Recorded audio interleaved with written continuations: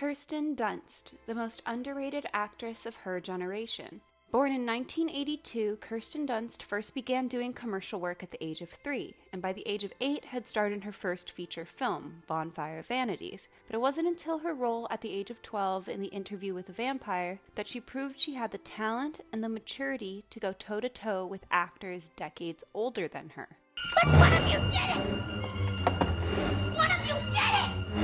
Which one of you made me the way I am? For her role in the film, she received the Best Supporting Actress nomination at the Golden Globes, making her one of the award show's youngest nominees. That same year, she also starred as Amy in 1994's Little Women, once again holding her own with actors twice her age. Mr. Davis said it was as useful to educate a woman as to educate a female cat.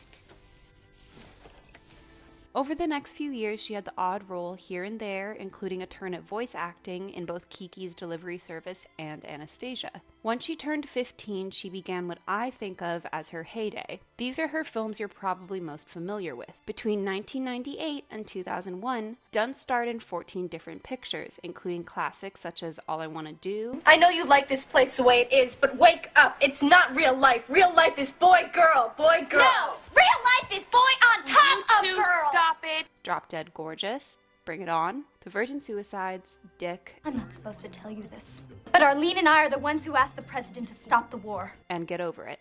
William Shakespeare wrote a play a long, long time ago about this chick named Hermia. These films are often labeled as simple chick flicks, rarely receiving the recognition they deserve, which is something we've seen time and time again in regard to media that focuses on femininity. I think of this as the Clueless effect, when a film, for all intents and purposes, should be recognized by both critics and the general populace as being great, but somehow isn't. Usually because they feature women, specifically young women, and are passed off as frivolous and less than by certain demographics. Because a majority of her early and most memorable work fell under that chick flick category, I firmly believe that it got her negatively typecast as the ditzy teen, something she herself has admitted that she was stereotyped as by people within the industry. And also, I've never been recognized in my industry. No one I always feel like nobody, I don't know, maybe they think I'm just the girl from Bring It On. I don't know.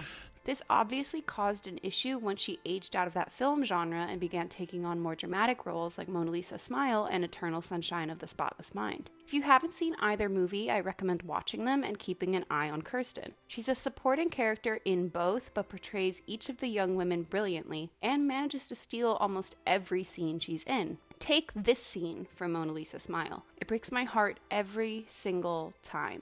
Your father doesn't want you. I'm gonna meet you downstairs. Professor Dunbar? Betty, that's enough. Everybody knows you right outside his house. It must be torturous running after a man who doesn't even care about you, who's in love with someone else.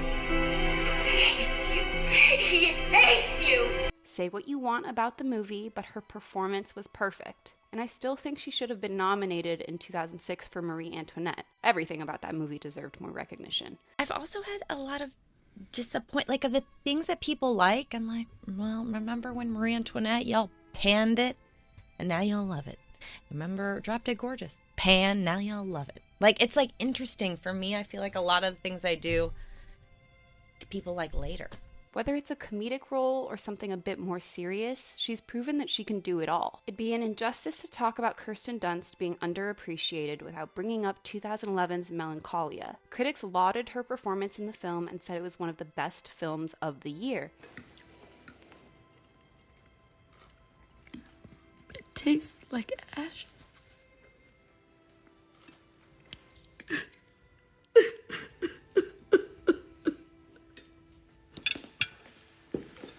It's all right, sis. And yet, when award season rolled around, she didn't receive a single nomination for either a Golden Globe or an Oscar. In a recent interview, she stated that this may be because she doesn't campaign as much as her peers do. And since many of these award shows are more about popularity and name recognition than the actual performance, that may explain some things. I just feel like, what did I do? I'm so chill. Maybe I don't play the game enough. I don't know. But then I do. Playing the game is part of it. But I do. I do everything I'm supposed to. The fact that Kirsten Dunst has been in this industry for over 30 years and still hasn't received a single Academy Award nomination is truly baffling to me, because for many of us in our 20s and 30s, we basically grew up watching her, whether she was Mary Jane or Torrance. Recently, she hasn't been taking on as many film roles as she had in the past, but she's still showing off her acting talents on TV. If you want to watch her truly embody a difficult role with a fun accent and give 110%, I highly recommend watching On Becoming a God in Central Florida. Kirsten Dunst isn't even 40 yet, and I'm really hoping that she's given the chance to work on amazing projects in the future. I personally would love to see yet another collab with Sofia Coppola, because the two of them make magic together, but maybe something less like The Beguiled and more like Lost in Translation. Which of Kirsten Dunst's performances has been your favorite?